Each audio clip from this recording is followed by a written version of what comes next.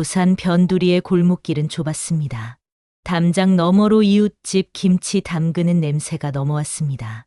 정선이 68세는 새벽 5시면 어김없이 눈을 떴습니다. 시어머니 김말순 92세의 아침 식사를 준비해야 했기 때문입니다. 30년이 넘는 세월이었습니다. 시집 온 그날부터 지금까지 선희는 단 하루도 이 집을 떠난 적이 없었습니다. 2층짜리 낡은 단독주택은 세월의 무게만큼 곳곳이 삐걱거렸습니다.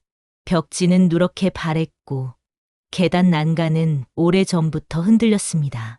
하지만 선희는 한 번도 수리를 요구하지 않았습니다. 며느리가 그런 걸 어떻게 말해요. 선희는 그렇게 생각했습니다. 대학 졸업 후 간호사가 된 것은 23이었습니다. 총명하고 성실했던 선희는 병원에서 인정받는 간호사였습니다. 환자들은 선희의 손길을 기다렸고 동료들은 그녀의 꼼꼼함을 신뢰했습니다. 그런 선희가 남편 박재훈을 만난 것은 26살 봄이었습니다. 성실하고 책임감 있는 사람이에요. 주변의 평가는 좋았습니다. 재훈은 중견기업의 사무직이었고 앞날이 안정적으로 보였습니다. 선희는 조용히 고개를 끄덕였습니다. 결혼은 그렇게 결정되었습니다. 시집살이는 결혼식 다음 날부터 시작되었습니다. 김말수는 엄격했습니다. 아침 6시 전에 일어나지 않으면 눈총을 받았습니다. 밥상 차림이 마음에 들지 않으면 한숨이 나왔습니다. 빨래는 손빨래로 해야 했고 청소는 구석구석 먼지 하나 없어야 했습니다. 우리 집 며느리는 원래 이래야 돼. 시어머니의 말은 곧 법이었습니다. 남편 재우는 아무 말도 하지 않았습니다. 아니, 할 수 없었는지도 모릅니다. 그는 어머니 앞에서 늘 고분고분했습니다. 선희가 힘들다는 말을 꺼내면 재우는 잠시 머뭇거리다가 말했습니다. 조금만 참아줘. 어머니가 나이 드셔서 그래. 며느리가 이해해야지. 선희는 입을 다물었습니다. 참는 것이 미덕이라고 배웠습니다. 참으면 언젠가 인정받을 거라고 믿었습니다. 병원 일은 고됐지만 선희에게는 숨통이었습니다. 12시간 교대 근무는 육체적으로 힘들었지만 그 시간만큼은 며느리가 아닌 간호사 정선희로 살 수 있었습니다. 환자들의 고마움, 동료들의 격려, 그것이 선희를 지탱하는 힘이었습니다. 하지만 집에 돌아오면 다시 며느리였습니다. 밤늦게 퇴근해도 시어머니의 저녁 식사를 차려야 했습니다. 야간 근무를 마치고 돌아와도 청소를 해야 했습니다. 잠은 언제나 부족했습니다. 눈 밑의 다크서클은 점점 짙어졌습니다. 세월이 흘러 시어머니의 건강이 나빠지기 시작했습니다. 당뇨, 고혈압, 관절염. 선희는 자연스럽게 간병인이 되었습니다. 병원 진료 스케줄을 짜고 약을 챙기고 식이요법을 관리했습니다. 간호사로서의 전문성이 고스란히 시어머니에게 쏟아졌습니다. 내가 늙어서 쓸모없으니까 이렇게 하는 거지? 시어머니는 가끔 그렇게 말했습니다. 선희는 황당했지만 대꾸하지 않았습니다. 설명한들 소용없다는 것을 알았습니다. 더 힘든 것은 동네 사람들의 시선이었습니다. 시어머니는 골목 어귀에 나가 앉아 있곤 했습니다. 그리고 지나가는 이웃들에게 말했습니다. 우리 며느리는 돈밖에 몰라요. 병원에서 돈 벌기만 하고 집안일은 대충대충이에요. 선희는 슈퍼마켓에서, 버스 정류장에서 그런 말들을 전해 들었습니다. 이웃들의 눈빛이 달라졌습니다. 동정 섞인 눈빛도 있었지만 비난하는 눈빛도 있었습니다. 선희는 고개를 숙였습니다. 어머니는 원래 그러세요. 신경 쓰지 마. 남편은 그렇게 말했습니다. 하지만 선희의 마음은 무너져 내렸습니다. 30년을 바쳐도, 자신의 삶을 깎아서 바쳐도 인정받지 못한다는 사실이 너무 아팠습니다. 저녁 식사 자리는 조용했습니다. 시어머니는 반찬이 짜다고, 국이 싱겁다고 투덜거렸습니다. 남편은 묵묵히 밥을 먹었습니다. 선희는 숟가락을 들었다 놓았다 반복했습니다. 밥이 넘어가지 않았습니다. 밤이 깊어갔습니다. 선희는 작은 방에 홀로 앉아 있었습니다. 남편은 이미 코를 골며 잠들었습니다. 창밖으로 달빛이 스며들었습니다. 선희는 자신의 손을 내려다보았습니다. 주름이 깊게 패인 손이었습니다. 환자들을 돌보고 시어머니를 보살피고 집안일을 하느라 거칠어진 손이었습니다. 나는 언제쯤 편해질까? 선희는 중얼거렸습니다. 대답은 없었습니다. 오직 밤의 정적만이 그녀를 감쌌습니다. 다음 날도 그 다음 날도 선희의 일상은 반복되었습니다. 새벽에 일어나 식사를 준비하고 병원으로 출근하고 퇴근 후 집안일을 하고 시어머니를 돌보았습니다. 그 사이사이 남편의 무심함과 시어머니의 험담이 파고들었습니다. 참아야 해. 나는 며느리니까. 선희는 오늘도 그렇게 자신을 다독였습니다. 하지만 가슴 한편에서는 무언가가 조용히 금을 내고 있었습니다. 보이지 않지만 확실하게 서서히 벌어지는 균열이었습니다. 그것이 언젠가 무너질 거라는 것을 선희는 아직 몰랐습니다. 겨울이 왔습니다. 부산의 겨울은 바람이 매서웠습니다. 선희는 병원 복도를 걷고 있었습니다. 그날도 12시간 근무를 마치고 집으로 돌아가는 길이었습니다. 핸드폰이 울렸습니다. 부인, 남편분 검사 결과가 나왔는데요. 병원에 한번 오셔야 할 것 같습니다. 의사의 목소리는 무거웠습니다. 폐암 말기였습니다. 재우는 3개월 전부터 기침을 했지만 대수롭지 않게 여겼습니다. 선희가 병원에 가보자고 했을 때도 바쁜데 그런 거로 병원을 가? 라며 손을 저었습니다. 이제 와서 알았을 때는 이미 늦었습니다. 암세포는 온몸으로 퍼져 있었습니다. 6개월에서 1년 정도입니다. 의사는 조심스럽게 말했습니다. 선희는 아무 말도 할 수 없었습니다. 병원비는 눈덩이처럼 불어났습니다. 항암 치료, 입원비, 약감. 선희는 야간 근무를 자청했습니다. 낮에는 12시간, 밤에는 8시간. 거의 잠을 자지 못했습니다. 동료들이 걱정했지만 선희는 고개를 저었습니다. 괜찮아요. 제가 할 수 있어요. 재우는 병상에서 점점 말라갔습니다. 한때 80kg이 넘던 체중은 50kg 아래로 떨어졌습니다. 선희는 매일 병원에 갔습니다. 퇴근 후에도 휴일에도 남편 곁을 지켰습니다. 죽을 끓여 먹이고 몸을 닦아주고 손을 잡아주었습니다. 여보, 미안해. 재우는 가끔 그렇게 말했습니다. 무엇이 미안한지 구체적으로 말하지는 않았습니다. 선희는 그저 고개를 끄덕였습니다. 시어머니 김말수는 병문안을 오지 않았습니다. 다리가 불편하다는 이유였습니다. 전화로만 상태를 물었고 선희는 짧게 대답했습니다. 조금씩 나아지고 있어요. 거짓말이었습니다. 재우는 나아지지 않았습니다. 그는 매일 조금씩 죽어가고 있었습니다. 8개월째 되던 어느 새벽, 재훈이 숨을 거뒀습니다. 선희는 그의 손을 잡고 있었습니다. 차가워지는 손. 선희는 울지 않았습니다. 눈물이 나지 않았습니다. 그저 멍하니 남편의 얼굴을 바라보았습니다. 장례는 조촐했습니다. 친척들이 왔고 남편의 직장 동료들이 왔습니다. 문상객들은 선희를 위로했습니다. 고생 많으셨어요. 이제라도 편히 쉬세요. 선희는 고개를 숙이며 감사하다고 말했습니다. 시어머니는 상주석에 앉아 울었습니다. 목 놓아 울었습니다. 사람들은 시어머니를 위로했습니다. 선희는 그 모습을 바라보았습니다. 한 번도 병문안 오지 않았던 시어머니가 이제 와서 우는 모습이 낯설었습니다. 장례를 치르고 사흘째 되던 날, 시어머니가 선희를 불렀습니다. 선희야, 시어머니는 차분했습니다. 울던 모습은 온데간데 없었습니다.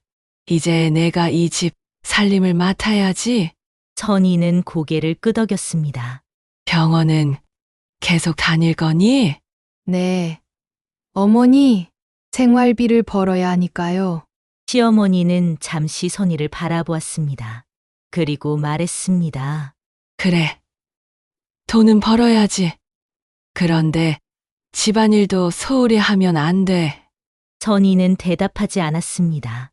며칠이 지났습니다. 선희는 병원 일과 집안일을 병행했습니다. 남편이 죽었어도 일상은 계속되었습니다. 아침밥을 차리고 시어머니를 돌보고 출근하고 퇴근했습니다. 모든 것이 똑같았습니다. 다만 남편이 없을 뿐이었습니다. 그러던 어느 날 은행에서 전화가 왔습니다. 정선희님 맞으시죠? 남편분 보험금 관련해서 확인 전화드렸습니다. 네. 그런데요? 보험금 전액이 인출되었는데 혹시 확인하셨나요? 선희는 멈칫했습니다. 네. 제가 인출한 적 없는데요. 서류에 서명이 되어 있는데요. 본인 확인을 위해 은행에 한번 방문해 주시겠습니까? 선희는 급히 은행으로 달려갔습니다. 직원이 서류를 내밀었습니다. 거기에는 선희의 이름과 서명이 있었습니다. 그리고 도장도 찍혀 있었습니다. 하지만 그 서명은 선희의 것이 아니었습니다. 필체가 달랐습니다. 선희는 손이 떨렸습니다. 이건 제 서명이 아닙니다. 그런데 도장은 본인 것 맞으시죠? 선희는 도장을 자세히 보았습니다. 자신의 도장이었습니다.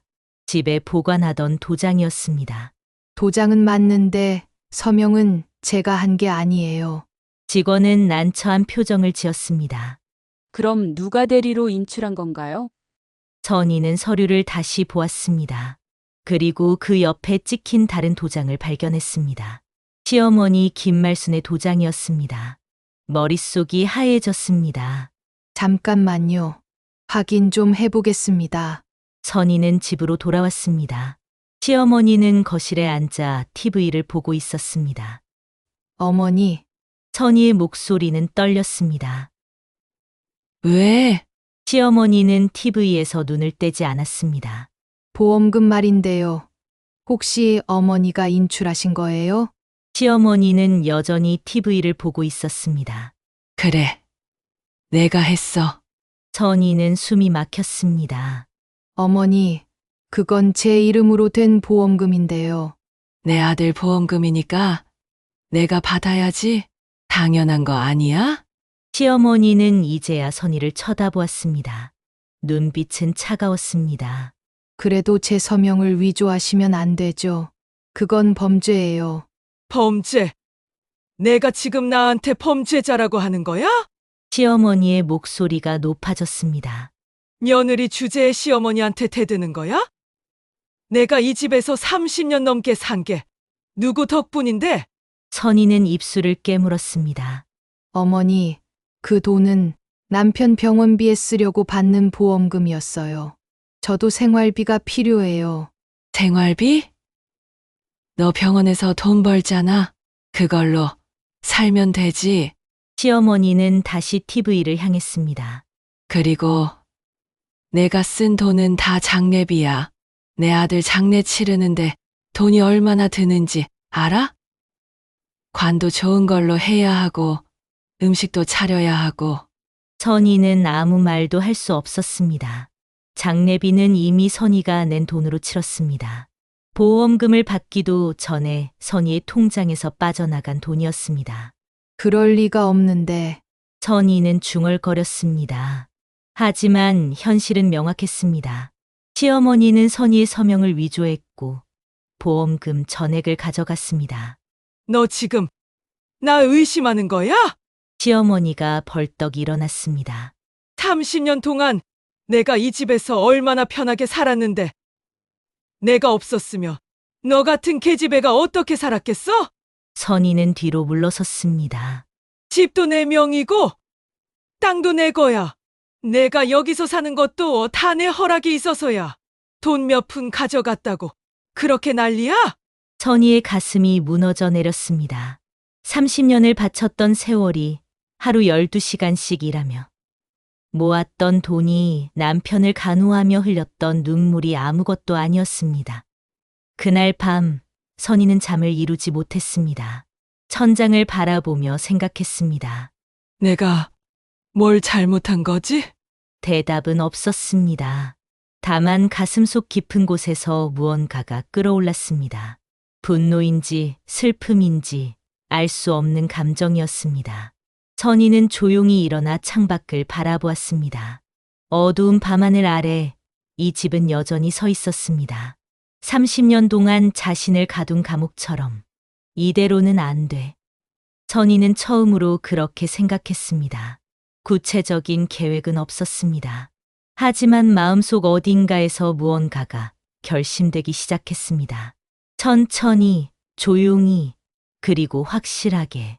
다음 날 아침, 선희는 시어머니 방문을 두드렸습니다. 손은 떨렸지만 목소리는 가라앉혔습니다. 어머니, 얘기 좀 해야 할 것 같아요.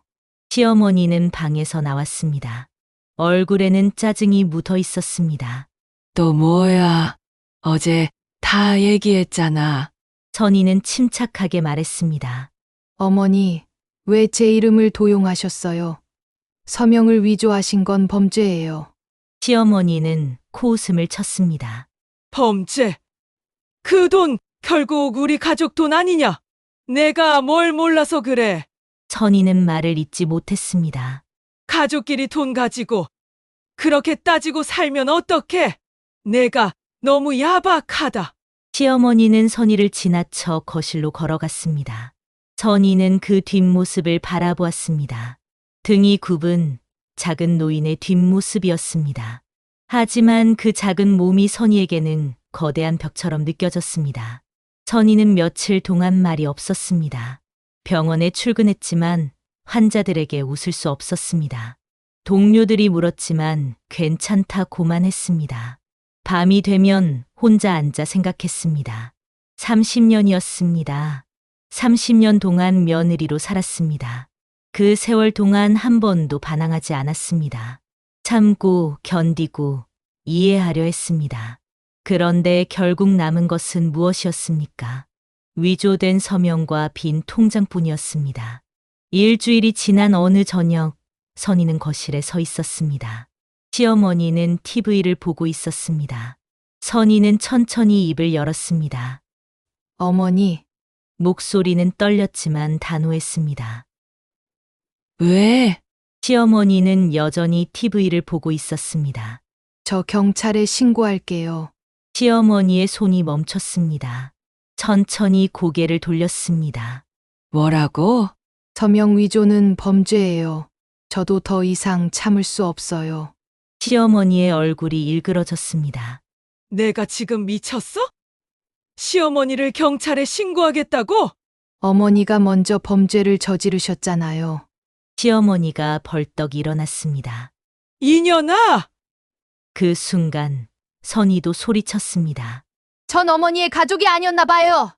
거실이 조용해졌습니다. 시어머니는 선희를 빤히 쳐다보았습니다. 선희도 시어머니를 마주 보았습니다. 30년 만의 대항이었습니다. 내가 감히 시어머니는 말을 잇지 못했습니다. 그리고 천천히 입을 열었습니다. 좋아. 해봐. 신고해봐. 어디 내가 이기나. 내가 이기나 보자. 선희는 그날 밤 경찰서에 신고했습니다. 서명 위조와 보험금 절도 혐의였습니다. 경찰은 조사를 시작했습니다. 하지만 문제는 그 다음부터였습니다. 며칠 후 동네에 소문이 퍼졌습니다. 저 집 며느리가 시어머니를 경찰에 고소했대. 아니, 자식도 아닌 며느리가 어떻게 그럴 수가 있어? 요즘 젊은 사람들은 효도가 뭔지도 몰라. 슈퍼마켓에 가면 사람들의 수군거림이 들렸습니다. 버스 정류장에서는 노인들이 선희를 힐끗거렸습니다. 선희는 고개를 숙이고 걸었습니다. 친척들에게서 전화가 왔습니다. 선희야, 아무리 그래도 어른을 경찰에 신고하면 어떡해? 이모부, 하지만 어머니가 제 서명을 위조하셨어요. 그래도 식구끼리 그렇게 하면 안 되지. 우리가 중재할 테니까 고소 취하해. 선희는 거절했습니다. 친척들은 더 이상 전화하지 않았습니다. 병원에서도 소문이 났습니다. 누군가 동료에게 말했고, 동료는 또 다른 동료에게 말했습니다. 사람들의 시선이 달라졌습니다. 동정이 아니라 비난이었습니다. 간호사면서 시어머니를 고소하다니. 가족도 돌보지 못하는 사람이 어떻게 환자를 돌봐? 원래 선의를 믿었던 동료들마저 고개를 돌렸습니다. 선의는 점심시간에도 혼자 있었습니다. 휴게실에 들어가면 대화가 끊겼습니다. 한 달이 지났습니다. 선의는 병원장실에 불려갔습니다. 정 간호사님, 병원장의 목소리는 무거웠습니다. 요즘 병원 분위기가 좀 어수선합니다. 죄송합니다. 아니, 정 간호사님 잘못이 아니라는 건 압니다. 하지만 환자들도 소문을 들었고, 일부 보호자들이 불편해하고 있어요. 선의는 고개를 숙였습니다. 그래서 잠시 쉬시는 게 어떨까요? 쉰다는 게 사직을 권하는 겁니다. 선의는 아무 말도 하지 못했습니다. 물론 강요는 아닙니다. 하지만 정 간호사님을 위해서도 좋을 것 같습니다. 그날 선의는 사직서를 제출했습니다. 30년 넘게 일한 병원이었습니다. 신입 간호사 때부터 지금까지 한 번도 병원을 떠난 적 없었습니다. 그 세월이 백지 한 장으로 끝났습니다. 집으로 돌아오는 길, 선의는 걸음을 멈췄습니다. 골목 어귀에 동네 할머니들이 모여 있었습니다. 그들은 선의를 보자 수군거렸습니다. 저기 온다. 불효녀. 선의는 그들을 지나쳐 걸었습니다. 눈물이 나올 것 같았지만 참았습니다. 집에 도착했습니다. 시어머니는 거실에 앉아 있었습니다. 선의를 보더니 비웃었습니다. 병원 잘렸다며? 동네에서 다 들었어. 선의는 대답하지 않았습니다. 그러게. 왜 쓸데없는 짓을 했어? 이제 좋아? 내가 뭘 얻었는데? 선의는 방으로 들어갔습니다. 문을 닫고 침대에 앉았습니다. 손이 떨렸습니다. 가슴이 답답했습니다. 평생 쌓아온 것들이 무너졌습니다. 병원에서의 명예, 동네에서의 체면, 친척들과의 관계, 모든 것이 하루아침에 사라졌습니다. 내가 뭘 잘못한 거지?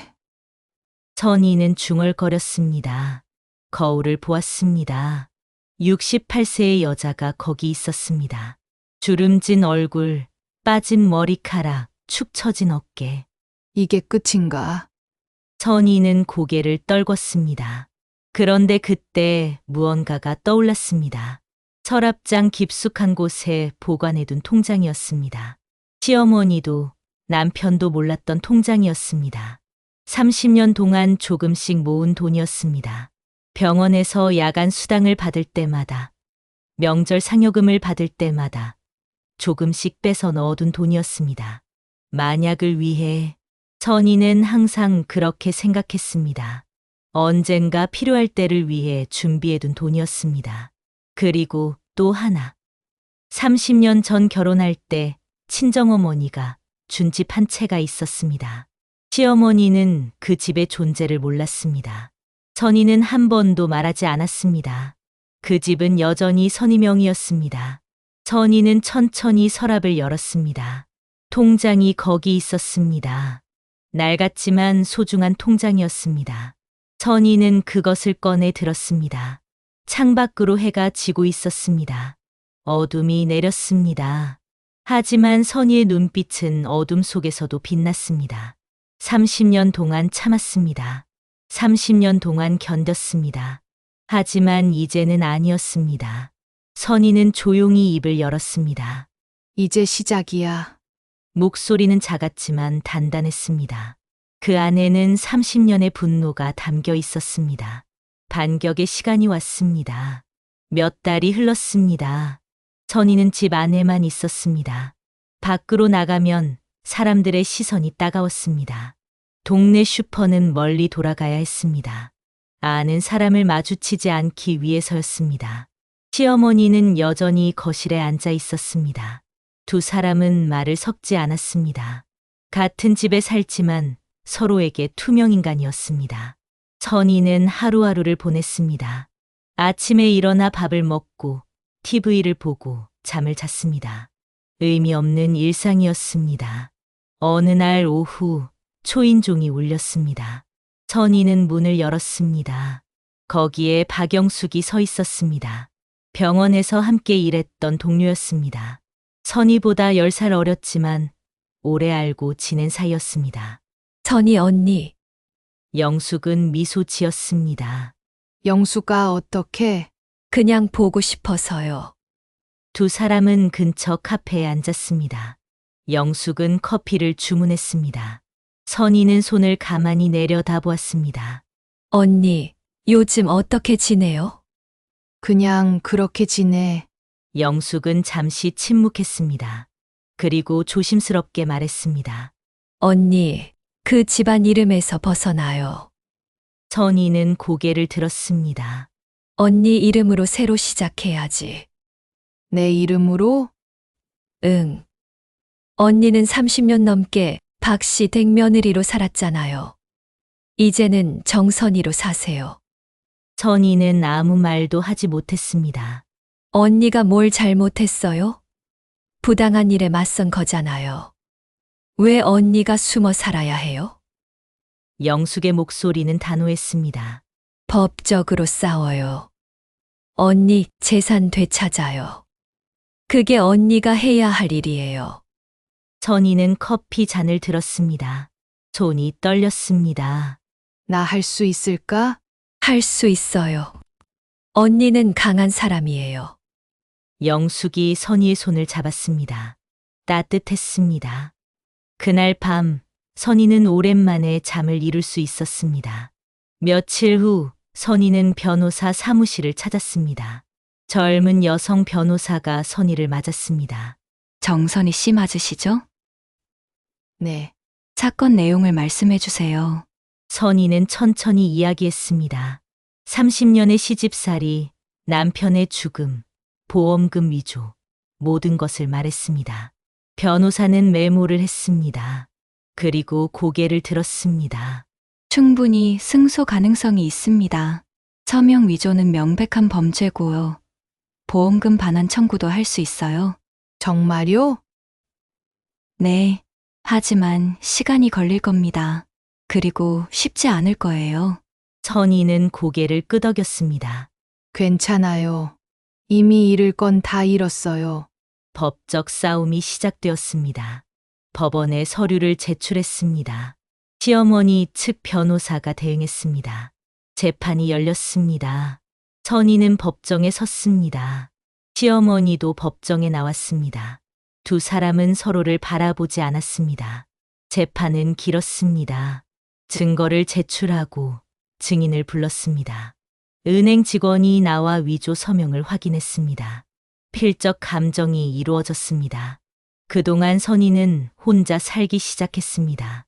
영숙이 작은 원룸을 소개해줬습니다. 선희는 30년 만에 그 집을 나왔습니다. 짐은 많지 않았습니다. 옷가지와 통장, 몇 가지 생활용품뿐이었습니다. 시어머니는 선희가 나가는 모습을 무표정하게 바라보았습니다. 잘 가. 그게 시어머니의 마지막 말이었습니다. 원룸은 작았지만 조용했습니다. 선희는 창문을 열었습니다. 바람이 들어왔습니다. 자유의 바람이었습니다. 재판은 6개월이 걸렸습니다. 판결이 나왔습니다. 피고는 원고에게 보험금, 전액과 이자를 반환하라. 선희는 승소했습니다. 하지만 시어머니는 돈을 돌려주지 않았습니다. 이미 다 썼다고 했습니다. 결국 시어머니 명의의 집이 경매에 넘어갔습니다. 그 돈으로 보험금이 변제되었습니다. 친척들은 선희를 원망했습니다. 결국 집까지 빼앗았네. 피도 눈물도 없는 여자야. 선희는 아무 대꾸도 하지 않았습니다. 전화번호를 바꿨습니다. 시어머니는 요양원으로 들어갔습니다. 친척 중 한 명이 알선했다고 했습니다. 선희는 요양원을 찾아가지 않았습니다. 명절이 왔습니다. 추석이었습니다. 예전 같으면 선희는 사흘 전부터 준비를 시작했을 겁니다. 전을 부치고 나무를 묻히고 과일을 깎았을 겁니다. 하지만 이번 추석은 달랐습니다. 선희는 원룸에 혼자 앉아 있었습니다. 전화는 울리지 않았습니다. 친척에게서도 누구에게서도 연락이 오지 않았습니다. 선희는 창밖을 바라보았습니다. 저녁이 내리고 있었습니다. 하늘은 붉게 물들었습니다. 외롭지는 않을까? 선희는 스스로에게 물었습니다. 대답은 의외로 명확했습니다. 아니, 외롭지 않았습니다. 오히려 편했습니다. 30년 동안 명절은 전쟁이었습니다. 시어머니를 모시고 친척을 대접하고 새벽부터 밤까지 일했습니다. 감사하다는 말은 없었고 당연하다는 눈빛만 있었습니다. 이제는 그런 것들이 없었습니다. 아무도 선희에게 아무것도 요구하지 않았습니다. 선희는 미소 지었습니다. 오랜만에 미소였습니다. 전화벨이 울렸습니다. 영숙이었습니다. 언니, 추석 잘 보내고 있어요? 응, 그냥 집에 있어. 혼자 있지 말고 나와요. 우리 집에서 저녁 먹어요. 괜찮아? 괜찮긴요. 어서 오세요. 선희는 영숙의 집으로 갔습니다. 영숙의 가족이 선희를 반겼습니다. 식탁에는 소박한 음식들이 놓여 있었습니다. 많이 준비 못했어요. 아니야. 이것만으로도 충분해. 선희는 밥을 먹었습니다. 오랜만에 제대로 된 식사였습니다. 영숙의 남편이 말했습니다. 선희 씨 고생 많으셨어요. 아니에요. 제가 해야 할 일을 했을 뿐이에요. 영숙이 선희의 손을 잡았습니다. 언니는 정말 대단해요. 저였으면 못했을 거예요. 선희는 고개를 저었습니다. 나도 몰랐어. 내가 이렇게 강한 사람인지. 식사 후 선희와 영숙은 베란다에 섰습니다. 도시의 불빛이 반짝였습니다. 언니, 이제 뭐 할 거예요? 모르겠어. 아직 생각 못 해봤어. 천천히 생각해요. 이제 시간은 많으니까. 선희는 고개를 끄덕였습니다. 고마워, 영숙아. 뭐가요? 당연한 거죠. 영숙이 미소 지었습니다. 집으로 돌아오는 길, 선희는 걸음을 멈췄습니다. 밤하늘에 달이 떠 있었습니다. 밝고 둥근 달이었습니다. 선희는 달을 바라보았습니다. 가족이란 이름 아래 더 이상 상처받지 않아도 된다는 게 자유야. 선희는 중얼거렸습니다. 그리고 다시 걷기 시작했습니다. 발걸음은 가벼웠습니다. 원룸에 도착했습니다. 선희는 불을 켰습니다. 작은 공간이었지만 따뜻했습니다. 선희의 공간이었습니다. 선희는 침대에 앉았습니다. 그리고 서랍에서 통장을 꺼냈습니다. 30년 동안 모은 돈과 되찾은 보험금이 들어 있었습니다. 이제 뭘 할까? 선희는 생각했습니다. 구체적인 계획은 없었습니다. 하지만 두렵지 않았습니다.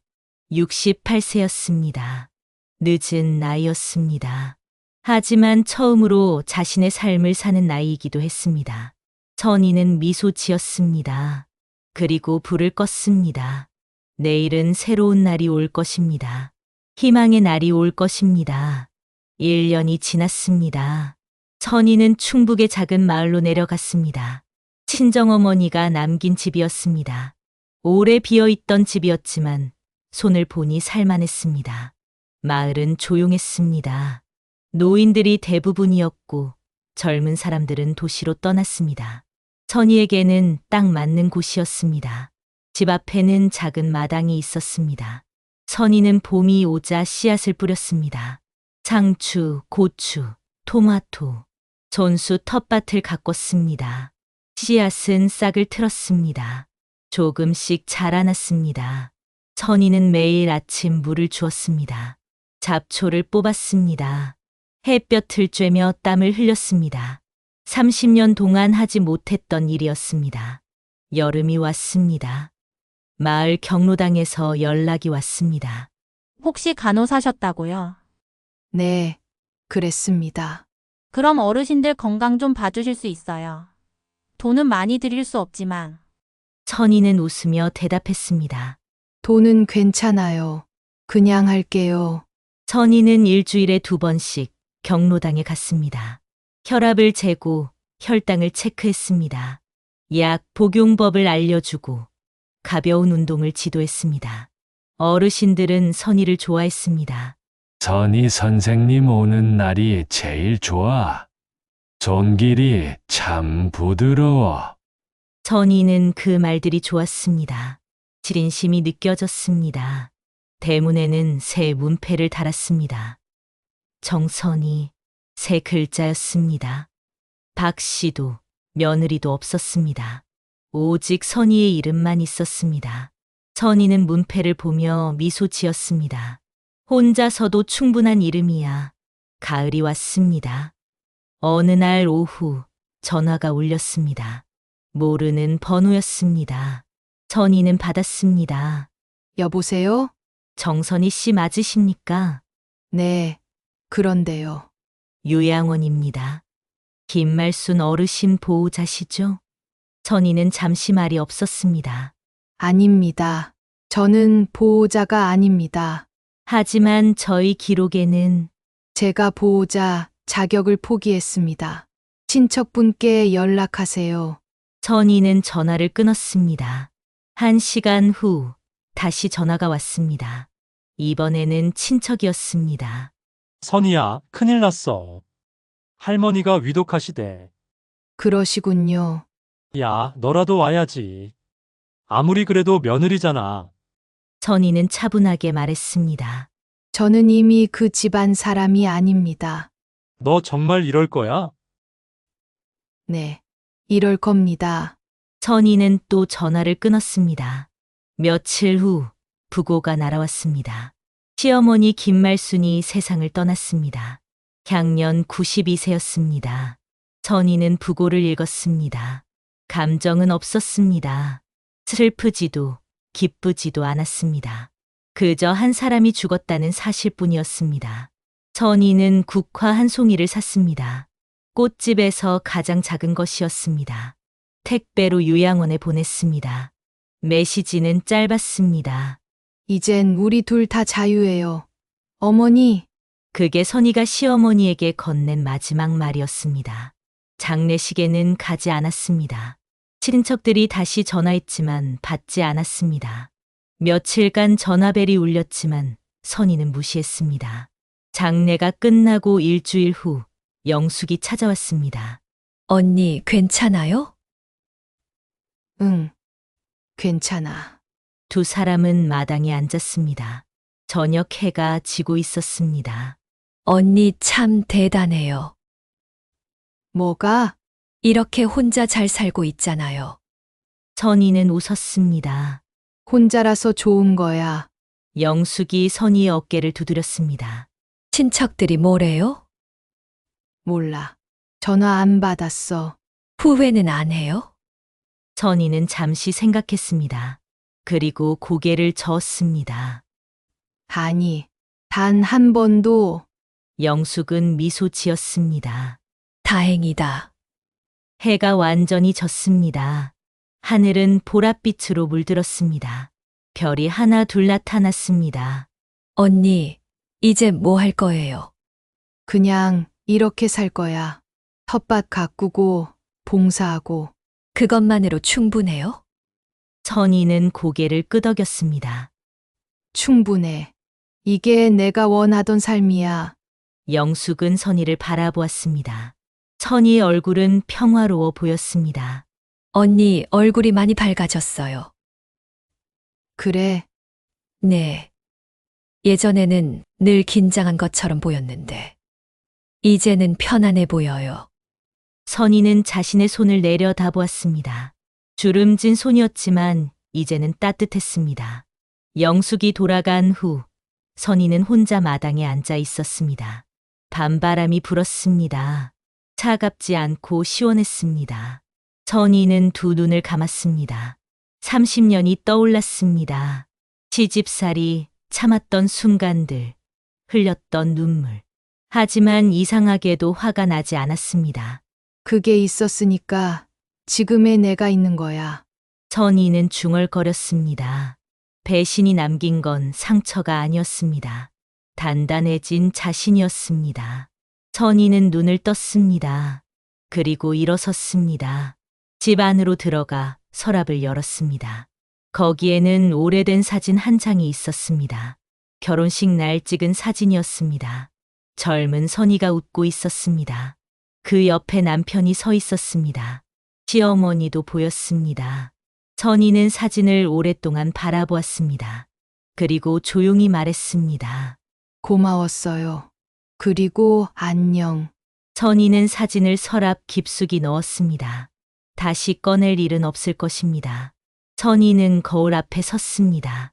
68세의 여자가 거기 있었습니다. 흰 머리가 많았고 주름도 깊었습니다. 하지만 눈빛은 살아 있었습니다. 내 인생은 내가 지킨다.